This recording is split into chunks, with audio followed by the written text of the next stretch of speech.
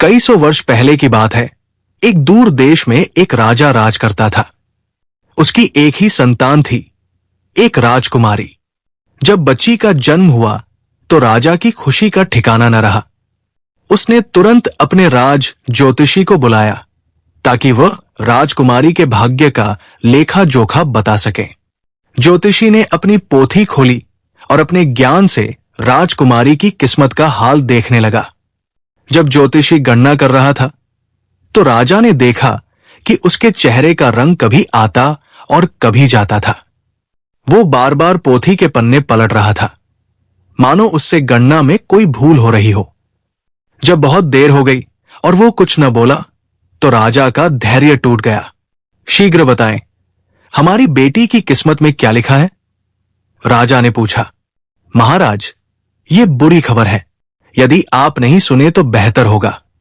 ज्योतिषी ने हाथ जोड़कर विनती की, किंतु राजा ने आग्रह किया और कहा, मैं अपनी बेटी के भाग्य का हाल जानकर ही रहूंगा, ताकि यदि वो किसी संकट में फंसने वाली है तो उसे बचाने का कोई उपाय निकाल सकूं। कम से कम ये तो बताएं कि उसे किस वस्तु से खतरा है। महाराज, यदि आप जानना ही चाहते हैं तो सुनिए। पहला खतरा तो यह है कि आपकी बेटी को एक शेर खा जाएगा। यदि वो किसी तरह उस शेर से बच गई तो दूसरी बार ऐसा होगा जो मैं बताना नहीं चाहता। मैं ये अपशकुनी बात अपने मुख से नहीं निकाल सकता। शेर के खा जाने से भी बुरी बात और क्या हो सकती है, आप बताएं। राजा ने कुछ कठोर स्वर में आदेश दिया, किंतु ज्योतिषी मौन रहा। राजा ने पहले तो उसे डराया धमकाया, पर फिर उसकी मिन्नतें की। ज्योतिषी पर काफी देर बाद कुछ असर हुआ और फिर वो अपना गला साफ करते हुए बोला, महाराज, मुझे भय लगता है।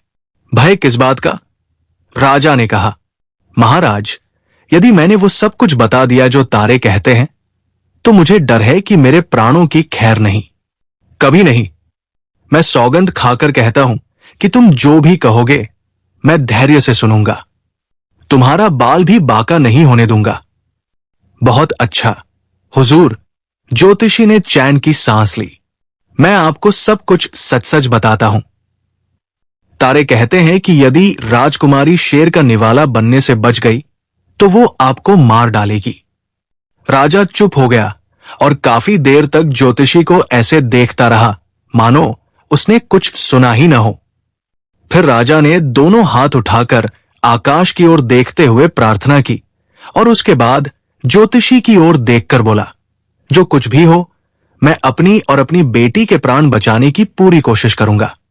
लेकिन ज्योतिषी, तारे गलत भी तो कह सकते हैं। हां, तारे गलत भी कह सकते हैं। ज्योतिषी ने राजा को प्रसन्न करने के लिए कह दिया, वरना उसे विश्वास था कि तारे गलत नहीं कहते। राजा ने उसी क्षण अपने भाग्य से लड़ने का निश्चय कर लिया। उसने महल से कई मील दूर पहाड़ की चोटी पर एक एकांत स्थान ढूंढा जहां मनुष्य और पशु किसी का भी आना जाना न हो।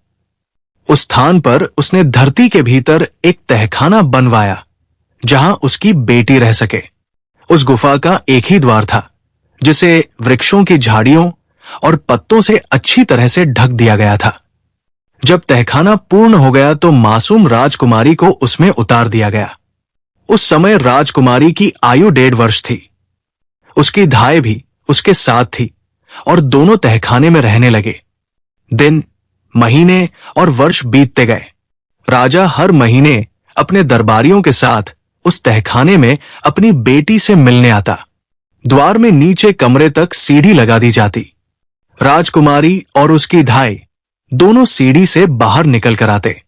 राजा अपनी बेटी को गोद में लेकर उससे प्रेम करता, उसके साथ खेलता रहता और फिर कुछ देर बाद उसकी धाय को ठंडी आह भरकर आदेश देता कि वो बच्ची को नीचे ले जाए। उसके बाद वो घोड़े पर सवार होता और दुखी हृदय के साथ महल वापस आ जाता।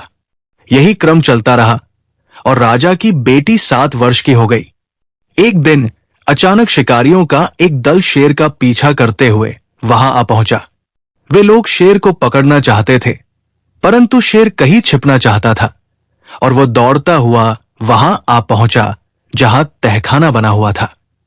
ज्यों ही शेर का भारी शरीर उन झाड़ियों पर पड़ा, वो तहखाने के भीतर जा गिरा। शेर क्रोधित था और उसे भूख भी लगी हुई थी। उसकी दृष्टि राजकुमारी पर पड़ी तो उसने राजकुमारी पर आक्रमण कर दिया। राजकुमारी बेहोश होकर भूमि पर गिर पड़ी। उसकी धाय उसे बचाने के लिए आई तो शेर ने उसे वहीं समाप्त कर दिया। राजकुमारी तहखाने में फर्श पर बेहोश पड़ी थी और ठीक उसी क्षण शिकारी शेर को तलाश करते हुए वहां पहुंचे। यहां पहुंचकर उन्हें ज्ञात हुआ कि शेर के दहाड़ने की ध्वनि नीचे धरती से आ रही है। उन्होंने झुककर देखा तो नीचे तहखाने में शेर उपस्थित था। उन्होंने शेर पर पत्थरों की वर्षा कर दी और यहां तक कि शेर को मार डाला। फिर उन्होंने बड़ी चतुराई से झाड़ियों की एक रस्सी बनाई और तहखाने में उतर गए। तहखाने की सजावट और बनावट देखकर शिकारी बहुत विस्मित हुए। तहखाने में कई कमरे थे और प्रत्येक कमरे में बहुमूल्य कालीन बिछे हुए थे। छतों पर झूमर लटक रहे थे। कमरों को इतने कीमती सामान से सजाया गया था कि पहली नजर में ही ज्ञात हो जाता था कि यह किसी राजकुमारी का घर होगा। शिकारी हर स्थान की तलाशी ले रहे थे और जो कुछ भी वहां से उठा सकते थे उसे अपने साथ ले जाने के लिए बांध रहे थे। अचानक उन्हें आभास हुआ कि स्त्री तो मर चुकी है, परंतु बच्ची में अभी सांस बाकी है और वो बेहोश पड़ी है। और वे राजकुमारी को भी अपने साथ ले गए और इस प्रकार 7 वर्ष की राजकुमारी पहाड़ों में उन शिकारियों के साथ रहने लगी। उसने यहां घुड़सवारी सीखी और जानवरों का शिकार करने में निपुणता प्राप्त की। इन शिकारियों में अच्छे बुरे की पहचान नहीं थी, इसलिए वे कभी कभी काफिलों पर आक्रमण कर उन्हें लूट लेते थे और धन संपत्ति लेकर चले जाते। और उसी दौरान राजा की बेटी भी उन्हीं के साथ हुआ करती थी। उनके साथ रहकर वह भी लापरवाह और शारीरिक रूप से बलवान बन चुकी थी। वो नहीं जानती थी कि वो कौन है और नहीं वो ये जानती थी कि कौन उसके माता पिता है। वो तो शिकारियों में शिकारी और लुटेरों में लुटेरी थी। एक दिन संध्या के समय शिकारियों और उनके साथियों ने एक काफिले पर आक्रमण किया। उस समय राजकुमारी की आयु 21 वर्ष की हो चुकी थी और संयोग से काफिला भी खूब शस्त्रों से सुसज्जित था। काफिले वालों ने डाकुओं का डटकर मुकाबला किया। भयंकर युद्ध हुआ। राजकुमारी घायल होकर बेहोश होकर भूमि पर गिर पड़ी। अगली प्रातः जब उसे होश आया तो वो अकेली थी और उसके साथी भी कहीं दिखाई नहीं दे रहे थे। क्या वे मारे जा चुके थे? इसका अनुमान लगाना कठिन था। राजकुमारी वहां से हिम्मत करके उठी। उसके घावों से रक्त रिस रहा था और उसका शरीर फोड़े की भांति दुख रहा था। उसने दूर दूर तक दृष्टि दौड़ाई परंतु उसे कोई दिखाई न दिया। आखिर हिम्मत करके वो उस ओर चलने लगी जहां से एक दिन पहले वो और उसके साथी आए थे। उसका विचार था कि उस ओर जाने से शायद वो अपने साथियों से जा मिले। अभी वो थोड़ी दूर भी नहीं चली थी कि मार्ग में उसे एक व्यक्ति मिला जो किसी खजाने का पता लगा रहा था। ये खजाना खोजने वाले भी विचित्र प्रकार के लोग होते हैं, पागल से दीवाने से, परंतु उनमें एक विशेष बात होती है कि वे अपनी धुन के पक्के होते हैं। खजाने की खोज में वे जंगल जंगल और रेगिस्तान रेगिस्तान भटकते फिरते रहते हैं। उन लोगों की खोज बहुत खतरनाक होती है। दबे हुए खजाने को निकालने के लिए उन्हें दूर धरती को खोदना पड़ता है और खोदते खोदते ये पाताल तक पहुंच जाते हैं। उनमें से कुछ को संसार में वापस आना नसीब नहीं होता और कुछ अपनी बुद्धि खो बैठते हैं। खजाने के खोजी ने राजकुमारी को रोककर पूछा, कहां जा रही हो? कहीं नहीं, राजकुमारी ने उत्तर दिया। कहां से आ रही हो? धरती के भीतर से, राजकुमारी ने उत्तर दिया और फिर अपनी सारी कहानी कह सुनाई। ओह, फिर तो तुम मेरे काम की व्यक्ति हो, खोजी ने प्रसन्न होकर कहा।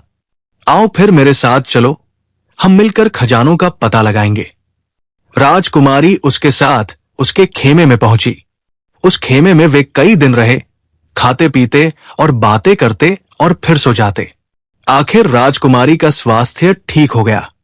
अब वो पहले की तरह बलवान हो चुकी थी। एक दिन दोनों खजाने की तलाश में पहाड़ों की ओर रवाना हुए।